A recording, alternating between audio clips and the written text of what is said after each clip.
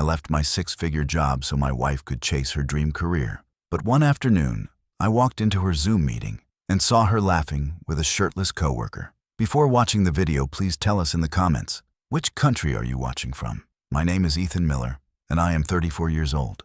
That day changed everything I believed about love, trust, and marriage. For years, I believed I had found peace. Lauren and I had built a quiet life together in the suburbs, a warm home filled with laughter, the smell of fresh coffee, and morning sunlight spilling across the kitchen counter. We were the kind of couple our friends envied. I had left a high-paying corporate job to move closer to her new company. It felt like the right thing to do. Love over money, right? She told me it meant the world to her, and I believed every word. The early months were beautiful. We took evening walks, planned weekend getaways, and shared dreams about starting a family. I watched her grow confident in her new remote position at a marketing firm. She seemed happy, glowing even. Every morning, I'd bring her coffee while she worked from her laptop, surrounded by sticky notes and color-coded planners. She'd smile and say, "You're my lucky charm." Those words meant everything to me. I didn't know that behind that smile, another man was already stepping into my place. At first, her workload seemed normal. Virtual meetings, client calls, brainstorming sessions, all standard things. But slowly, something began to shift. She became more private. Her laughter on calls turned softer when I entered the room. The moment I walked in, she'd mute her mic, close her laptop slightly, or say, "Just work stuff, babe." I brushed it off. Every marriage needs space, I told myself. But deep down, something uneasy was starting to grow, like a small crack forming in a perfect wall. Our evenings grew quieter. We used to talk about everything, work, life, and silly dreams. Now, she seemed distracted, glued to her screen, even after office hours. I remember one night, she got a message and smiled at her phone longer than usual. When I asked what it was, she said, "Just a meme from the team." I laughed along, trying to trust her, trying not to sound paranoid, but I couldn't ignore the way she locked her phone afterward. I convinced myself that love meant faith, that I was just overthinking. She had been my best friend, my partner, my everything. I didn't want to believe she could hurt me, but the universe has a cruel way of revealing truth, not with thunder, but in silence. And that silence was getting louder every day. It was a Wednesday afternoon, the kind of quiet day when nothing seems unusual. I had returned home early from an errand, planning to surprise Lauren with her favorite lunch. The house was silent, except for her muffled voice coming from the study. I smiled, thinking she was in another one of her online meetings. But when I walked closer, I heard laughter, not the kind of polite office laugh, but something softer, personal, almost playful. I pushed the door open just enough to see her computer screen. There he was, a man I had never seen before, sitting shirtless in front of his webcam, smirking. Lauren's hair was loose, her eyes bright with a smile I hadn't seen in weeks. My heart stopped. She froze when she saw me, her face turning pale as if the air had been sucked out of the room. The man on the screen quickly disappeared as she slammed her laptop shut. My hands shook. The only words I could manage were, "What was that?" She stumbled over excuses. "It's not what it looked like," she said, her voice trembling. "We were just joking around." The camera glitched. He didn't realize it was on. Her words felt rehearsed, clumsy, and hollow. I stood there, watching the woman I loved turn into a stranger. The trust I had built brick by brick began to crumble right there on our hardwood floor. I didn't yell. I just stared, trying to make sense of what I had seen.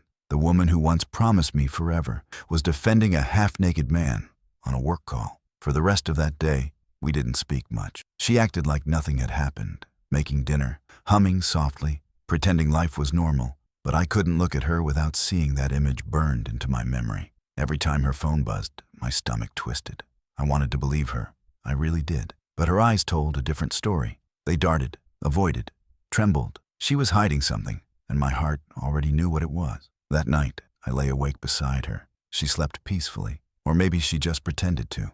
I stared at the ceiling, counting the lies she'd told that day. The air between us felt heavy, filled with invisible walls. Love had once been our language, but now we spoke only in silence and suspicion. The pain wasn't just from betrayal, it was from realizing how blind I had been. I didn't confront her again that night. I wanted proof. I needed the truth. Not guesses, not excuses. I wanted her lies to expose themselves. And deep inside, something dark began to awaken, a quiet, steady anger that would soon take control of my life. The next few days felt like walking through fog. Lauren tried to act normal, but her eyes couldn't hide the guilt. Every good morning sounded rehearsed, every smile forced. She claimed that her coworker, Alex, had just been helping her fix a presentation. I wanted to believe her, but her story kept changing, one version after another, each less convincing than the last. She started staying up late, saying she had client calls with different time zones, but her laptop screen glowed with more than spreadsheets. I could hear faint laughter, whispering tones, and once a soft good night that wasn't meant for me. My stomach twisted as I lay awake, listening to her typing away, while pretending I was asleep. The woman I once trusted with my life had turned into a stranger sharing my bed. I tried talking to her, calmly at first. "Are you sure everything's okay?" I asked one night. She didn't even look up from her phone. "You're overthinking," she said, brushing it off like a mosquito bite. But I wasn't overthinking. I was watching my marriage fall apart, piece by piece. The warmth between us had turned cold. Even her perfume, once my favorite scent, made my chest tighten. Then she changed her phone password. That was the final crack. We used to share everything: passwords, schedules, dreams. Now she guarded her phone like a secret diary. When I asked why, she snapped, "Privacy matters, Ethan. You need to trust me." The irony burned deeper than fire. Trust her? The woman who smiled at a shirtless coworker while I stood behind her? I knew I couldn't confront her with just suspicion. I needed proof, real, undeniable proof. So I started recording, a small audio app hidden on her laptop, capturing her late-night meetings. I didn't feel proud. I felt desperate. Love had turned me into someone I barely recognized, quiet, cautious, and broken. But every night, I listened to her voice drift from laughter to flirtation, and I knew the truth was crawling closer. Each word she spoke chipped away at the man I used to be. I stopped sleeping, stopped eating. My mind spun with questions. How long had this been going on? Was it my fault? Did she ever love me at all? The pain was heavy, but beneath it, something colder began to form, a kind of calm that only heartbreak can build. The calm before vengeance. Because one day soon, I would stop asking questions. I would start giving answers. What would you do if someone you loved betrayed you like this? Comment below. The recordings didn't lie. One evening, when she left her laptop open to grab a call, I plugged in my headphones. The sounds that came through shattered the last bit of faith I had. Her laughter filled the room, soft and playful, followed by a man's voice. It was Alex. They spoke like lovers, whispering about their future plans and joking about me as if I didn't exist. My hands trembled. I paused the recording, but the silence afterward felt even louder. I played another clip, then another, each one worse than the last. She wasn't just cheating. She was planning a new life with him, a life built on my sacrifices. My chest felt heavy, like my heart was trying to claw its way out. I thought about every night I stayed late helping her finish reports, every meal I cooked, every word of encouragement I'd given her when she doubted herself. She called me boring and said she needed someone exciting. That night, I sat alone on the porch, staring into the darkness. The world around me felt colder, quieter. I remembered our wedding vows, how she promised to love me through every storm. I didn't know that I would become her storm. My phone buzzed with a message from her. "Working late again. Don't wait up." I almost laughed. The lie was so casual, so practiced. Over the next few days, I watched her carefully. She thought she was clever, slipping into the other room to whisper into her phone, hiding her screen when I walked by. But I saw everything. The trembling fingers, the nervous smiles, the way she called him babe when she thought I wasn't listening. I didn't confront her, not yet. I wanted her to dig her own grave with her lies, and she did. Then one evening, she left an open email draft, a ticket confirmation for two to another city. Departure date just a week away. The destination was the same place she once said she'd never visit without me. My chest tightened, not with sadness this time, but with something else, a strange calm. Revenge was no longer a fantasy. It was becoming a plan. That night, I closed the laptop gently, almost smiling. She had no idea I knew. She had no idea I was watching her every move. She believed she was getting away with it, but every word, every lie, every message was leading her toward her own downfall, and I was done being the victim. The next time she lied to my face, I would be ready, because love was over. The game had begun. The week before her planned trip felt endless. Every morning, Lauren smiled as if nothing was wrong. She kissed my cheek, brewed her coffee, and acted like the perfect wife. But I saw through her performance. I could almost hear the rehearsed lines in her voice. Every "I love you" now sounded like an insult. I kept pretending too, pretending I didn't know about the emails, the tickets, or the late-night messages. Inside, I was counting down the days until the truth exploded. I had become a ghost in my own house, quiet, watchful, waiting for the right moment. Each night, I sat on the edge of the bed, staring at the woman who once meant everything to me, wondering how she could sleep so peacefully beside the man she'd betrayed. Then came Friday, the day she thought she'd leave. She told me she had a business trip. Her suitcase sat by the door, neatly packed. My heart pounded, but my face stayed calm. "Need a ride to the airport?" I asked. She hesitated, then forced a laugh. "No, I'm fine. It's just work." That was the moment I decided it was time. I looked her straight in the eye and said, "I know." Her face went pale. She froze, her lips trembling. "Know what?" she whispered, though her voice already cracked with fear. "About Alex," I said softly. "About the calls, the emails, the trip." Her eyes filled with tears, but I'd seen this act before. She was good at crying when cornered. She tried to twist it, said she was lonely, said I'd been distant. She promised it wasn't physical, just emotional confusion. But I'd heard enough recordings to know the truth. I let her talk, let her pour out her fake remorse, while I just stood there, silent, calm, empty. Her excuses bounced off me like raindrops hitting stone. Finally, I said, "You destroyed the man who gave up everything for you." Her tears stopped. She knew there was nothing left to say. I took off my wedding ring and placed it on the counter beside her coffee mug. "Keep it," I said quietly. "You'll need something to remember the man who loved you." I walked out that night with just a backpack. The air outside felt colder than I remembered, but it was clean, honest. Behind me, the house stayed dark. I didn't look back. The pain was unbearable, but it was also freeing.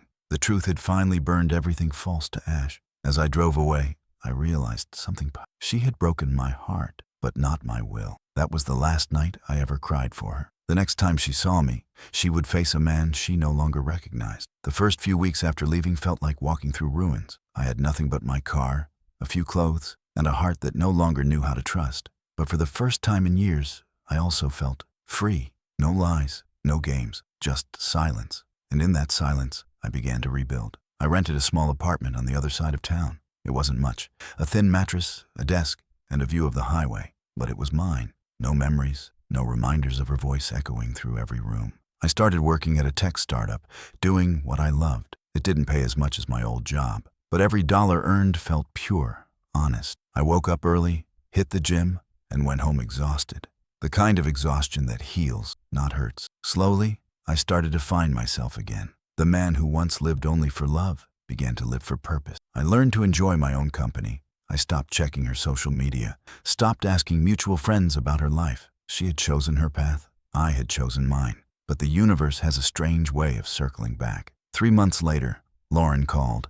Her voice was shaking, the same voice that once lied so easily. "Ethan," she said softly, "I messed up." I said nothing. She told me Alex had quit, that he'd been fired after HR found out about their relationship. She'd lost her job too. "I don't know what to do," she whispered. I could almost hear the tears. For a brief moment, I pitied her, but that pity disappeared just as fast. I told her I hoped she'd find peace, then ended the call. No anger, no screaming, just silence. That was my revenge. She expected me to break again, to lash out, to beg or forgive, but I gave her nothing. My silence became my strength. My calm became my weapon. Every success I earned after that felt like a small victory. My new company started growing, and soon I was leading a team. People respected me again. I had rebuilt myself from the ashes she left behind. I didn't need closure from her. I became my own closure. And though her shadow still lingered in memory, I stopped seeing her as my past. She was just a lesson, a painful, necessary reminder that betrayal doesn't define you.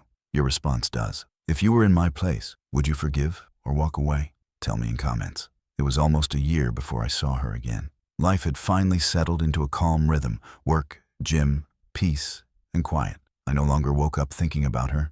My nights were filled with focus, not pain. But one evening, as I returned from work, a knock echoed through my apartment door. When I opened it, there she was, Lauren. She looked nothing like the woman I once knew. Her eyes were sunken, her face thinner, her smile gone. The confident, charming woman who betrayed me now stood trembling, holding a small envelope. "Ethan," she whispered. "I just wanted to talk." I froze. For a moment, I almost didn't recognize her voice. It carried guilt, heavy and worn. She told me everything. How Alex left her right after she lost her job. How the people she called friends turned their backs. How she spent months trying to find herself, only to realize she had destroyed the only man who truly cared. She cried, begged for another chance, said she had changed. Her tears fell freely, but I felt nothing. Not anger, not hatred, just distance. I invited her inside, not out of love, but respect for who we once were. She looked around my small apartment and whispered, "You seem happy." I nodded. "I am." The words came easily. She said she couldn't sleep, couldn't eat, couldn't forgive herself. For a moment, I wanted to tell her that I understood, but that would have been a lie. I didn't understand how someone could destroy love so carelessly. She asked, "Can we start over?" I looked her in the eye and said, "No." My voice didn't shake. "We can't rebuild what you burned." Her shoulders slumped, tears streaming down her cheeks. She tried to touch my hand, but I stepped back. "You had my loyalty, my heart, and my forgiveness once," I said quietly. "You don't get it twice." Lauren broke down completely, sobbing as she left the envelope on the table. After she walked out, I opened it. Inside was a handwritten letter, an apology, raw and painful. She admitted everything, the affair, the lies, the manipulation. She ended it with, "I wish I could undo it all." I folded the letter and put it away, not out of nostalgia, but as a reminder of what betrayal looks like and how far I had come. Because in that moment, I realized something powerful. My revenge wasn't destroying her. It was living well without her. She had returned for forgiveness, but I had already found peace. Sometimes, silence is the loudest answer. Weeks passed after her visit, but something inside me had shifted. I wasn't angry anymore. The bitterness that once poisoned every thought had finally drained away. I had faced the woman who broke me, and I didn't flinch. That was the closure I never knew I needed. I started reflecting on everything that had happened. From the day I left my job for her dreams, to the moment I found her lies burning through my life. It all felt like a distant movie. Painful, yes, but no longer consuming. I realized I wasn't the same man she betrayed. The old Ethan had lived for love. The new Ethan lived for purpose. One evening, as I sat by the window of my apartment, the sunset painted the sky orange and gold. I thought about how love had once felt like everything, and how losing it had taught me more than keeping it ever could. Betrayal had become my teacher, forcing me to see my worth without her validation. I smiled, not out of pride, but peace. She texted me once more, a simple message, "I hope you're happy." For the first time, I didn't hesitate to respond. I typed, "I am, truly." Then I put my phone down and never looked back. There was no need for revenge, no desire to hurt her. My victory was quiet, rebuilding myself when she expected me to stay broken.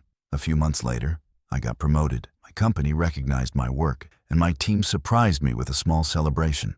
As they cheered, I realized something. Every success, every laugh, every new day was a part of my healing. She had taken love from me, but she couldn't take my drive, my dignity, or my peace. I forgave her silently that night, not because she deserved it, but because I deserved freedom. True revenge isn't watching them fall. It's standing tall when they expect you to crawl. As I looked out at the city lights, I whispered to myself, this chapter is over. The pain, the betrayal, the sleepless nights, all of it had served its purpose. I didn't need her apology. I didn't need her love. I only needed the man I became after she left. Because in the end, I didn't just survive her betrayal. I outgrew it. This is how my wife betrayed me. Should I forgive or move on? Tell me in comments. If this story gave you strength, please like, share, and subscribe. Your support helps more real stories reach people who need them most.